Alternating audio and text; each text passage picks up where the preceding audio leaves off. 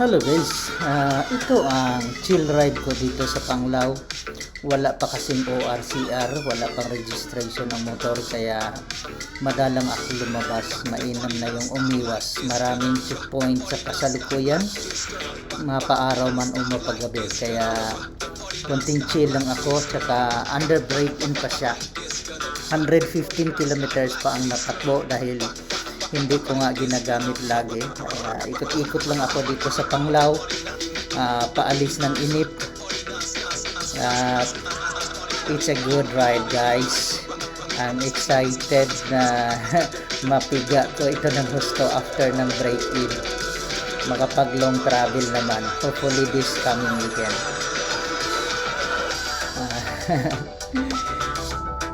Utang ko lang ito guys, nakuha ko siya installment for 2 years.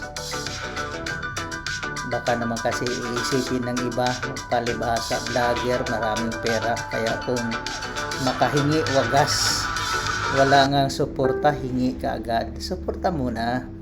Hindi pa tayo kumikita ng gusto, barya pa lang ang kinikita ko dito guys. Kaya your support means a lot to me. Shout out nga pala kay Talking Ray TV.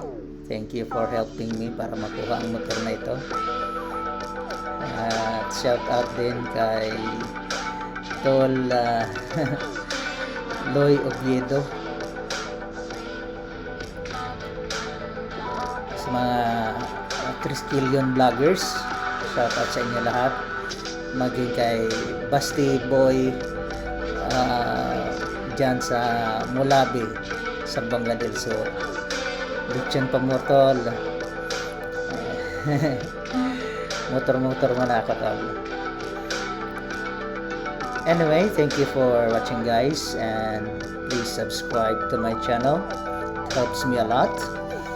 I need at least 1,000 para ma-monetize ako. Nasa 653 pa lang sa kasalukuyan. So, this is Panglao guys. Ibang-iba na siya kaysa dati. Marami ng sasakyan, maraming tao. Unlike nung araw, nung ako'y estudyante pa, pigain mo ng pigain yung motor mo hanggat kaya mo o hanggat kaya ng motor mo. Although mas malapad-lapad na ang kalsada ngayon, tsaka mas maganda na, kaso lang ginagamit namang parking yung shoulder, so hindi pa rin siya na-activate as 4 lanes. Hindi talaga siya 4 lanes. Anyway, that's Panglao Market guys.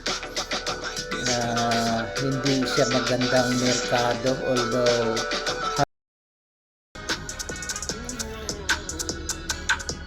so that's Do Exam on the left. May mga kainan sa right. May bangko na rin dito sa Panglao, may BDO sa Tawala, may HCV dito sa poblasyon, kalalampas ko lang. May 7-Eleven dyan sa traffic light. I do believe Panglao will be a city in a year or 2 guys. I-work out lang ito ng mayor. Kasi ang alam kong batayan, population at saka income wise, hindi na malulugi ang Panglao. As of the moment, as to what I know, it's 35 million.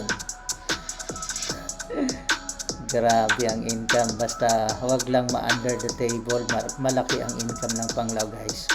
This is now the way to Dulho, Panglao.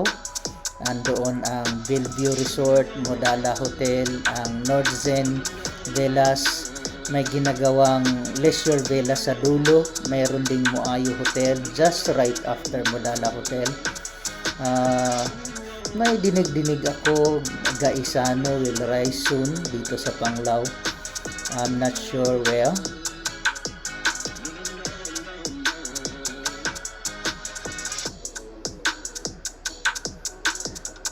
Hope to see you on my next video guys. Thank you for watching.